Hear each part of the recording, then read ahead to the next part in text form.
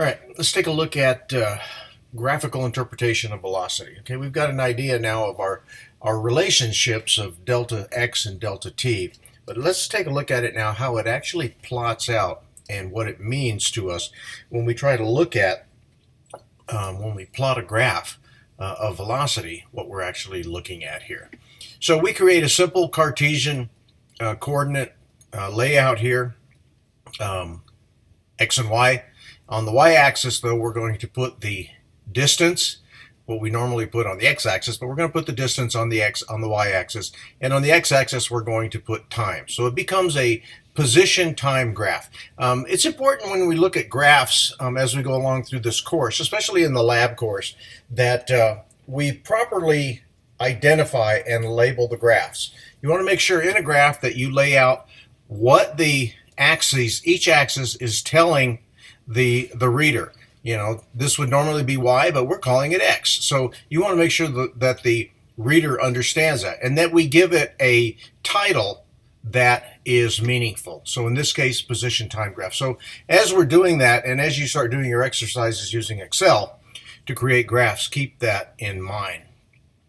So in this example here, you can see we've got two plots here going. We've got the straight line plot from P to Q, much like the race car that we saw previously. And then we've got a circuitous path here, same path from P to Q, but you can see it covers the distance just a little differently.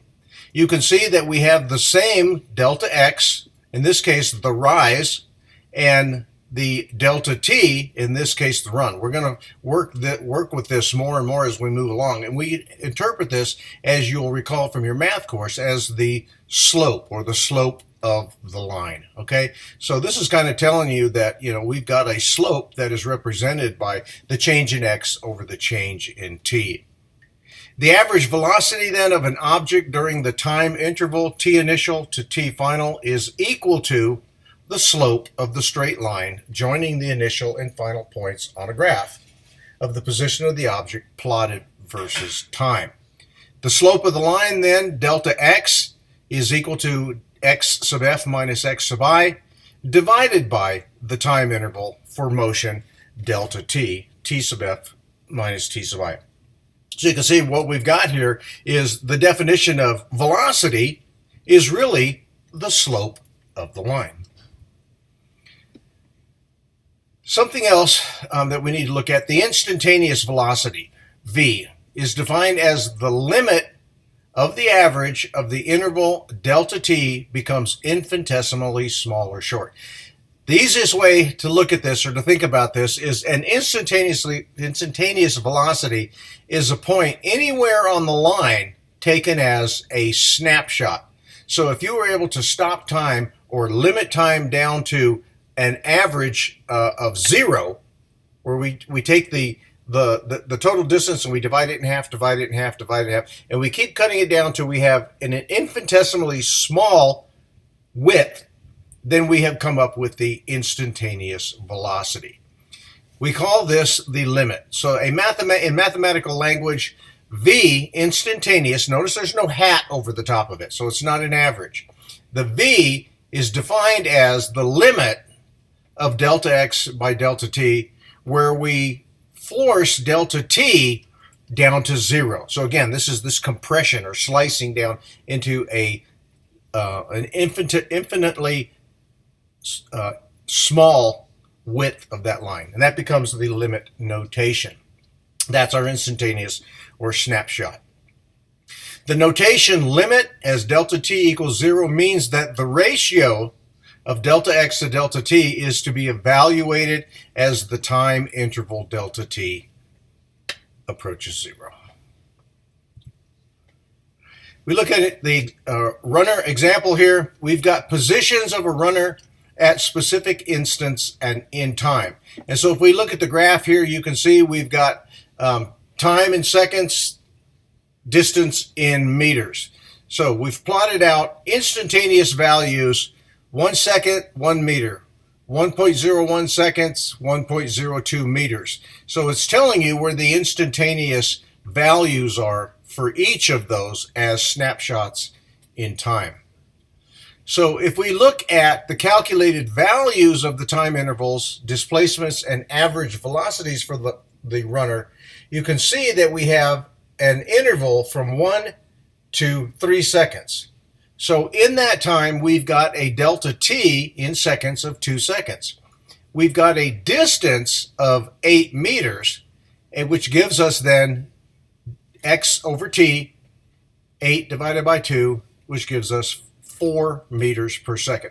So now what we're doing is we're cutting this down, we're cutting this down, and we're cutting it down. So now we're going to look at just the first 2 seconds, then the first 1.5 seconds, and then the first 1.2, and the first 1.1, and then the first 1.01. In each case, you'll notice the time interval gets smaller, the distance gets smaller, and the velocity in meters per second gets smaller. So we go from 4 to 2 in velocity, from 8 to 0.02 in distance, and from 2 to 0.01 in time. So we're chunking this down into smaller and smaller units so that we could look at the instantaneous value. The speed and velocity are generally used interchangeably, but the thing that you have to keep in mind is that typically when we call velocity a vector, we've got a magnitude in distance. Speed, miles per hour, we may not have specifically a vector, but we can use the terms individually if we are mindful of that as we move along. The instantaneous speed then of an object, which is a scalar quantity, is defined as only the magnitude of the instantaneous velocity. So if we look at this representation then of a curve drawn of an instantaneous velocity, we've got again our points P and Q that are points on that curve. For us to define a point on there as the slope, the tangent line is going to change. So in this case, we've got a tangent line drawn through point P. The slope of that line tangent to the position time curve at P is defined to be the instantaneous velocity at that time only. If we run that same tangent line up here through point Q, the slope is going to change, and therefore the instantaneous value for the velocity is also going to change. So you need to keep in mind of what you're looking at point by point and how it may change the slope of the line and therefore the velocity. So let's look at a graph here of a toy train. We're going to plot it out as we go along. A toy train moves along a straight portion of a track according to the graph of position versus time. So A, we want to find the average velocity of the total trip. So the solution then, the average velocity is given by the change in x over the change in time. So this is where we have our x sub f minus x sub I divided by t sub f minus t sub I relationships. So as we look at this at distance 0 centimeters, the time is at 0. So we're all the way down here on the origin to start with. And x sub f 10 centimeters then divided by 12 centimeters, our final destination, x sub f 10, t sub f 12. So we've plotted all the way the maximum on the y-axis, all the way the maximum on the x-axis, the horizontal axis, to determine what the average is. Notice then we've got a point from 0 out to the final point. And what we calculate, given that t sub f and x sub f, 10 centimeters divided by 12 seconds gives us a positive 0.83 centimeters per second. So the average velocity for the train to make the entire trip is 0.83 centimeters per second. By definition, the average velocity then is the slope of the line joining the starting point and the end point on the graph. So now problem number 2 on this, the problem statement says the average velocity during the first 4 seconds of motion is what they want us to find. So we're looking at point A in this case. So again, we go back to our definition of delta x by delta t, and we put our numbers in there. Again, we're starting at 0.00 on the t and the x-axis, and we're left with 4 centimeters divided by 4 seconds, which gives us now a velocity for that short period, a velocity of 1 centimeter per second. And therefore, we now have a slope of 1. So we're only looking from this point to point A. Problem C asks the average velocity during the next 4 seconds of motion. So during the next 4 seconds of motion, our points relationships change. Now the initial point is at A, the final point is at B, and our plot values change of delta x and delta t. So A is 4 centimeters over 4 seconds. Point B is 4 centimeters over 8 seconds. So now when we put those values into the relationship delta x by delta t, you'll notice that in the numerator, 4 centimeters minus 4 centimeters gives us 0. By definition, mathematically, we don't need to do any more to the problem. The answer is 0. So there is no slope on the line, and that makes sense if we look at the graph. It's flat. It's running flat horizontally. Therefore, the slope of 0 between point A and B is telling us the velocity is, in fact, 0 as well.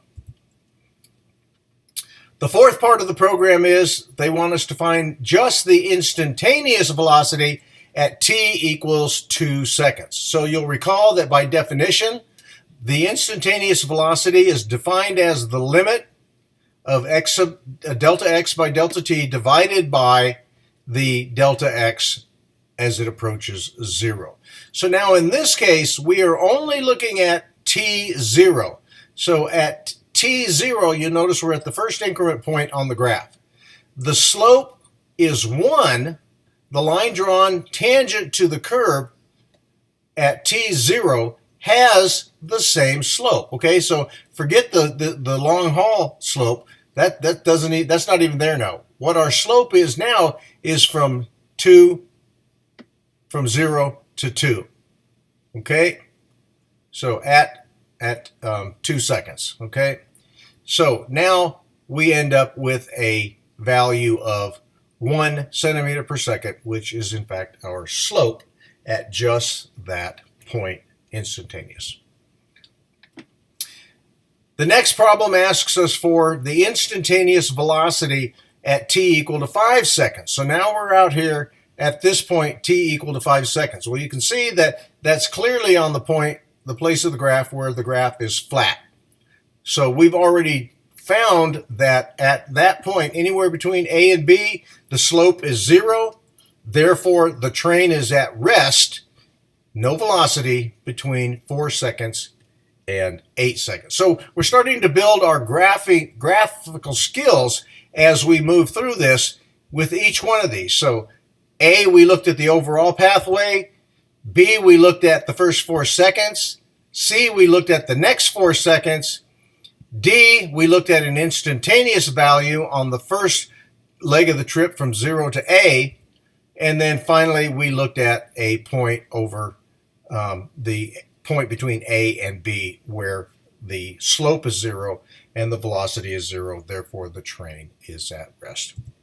When we come back, we take the next building block and start defining acceleration.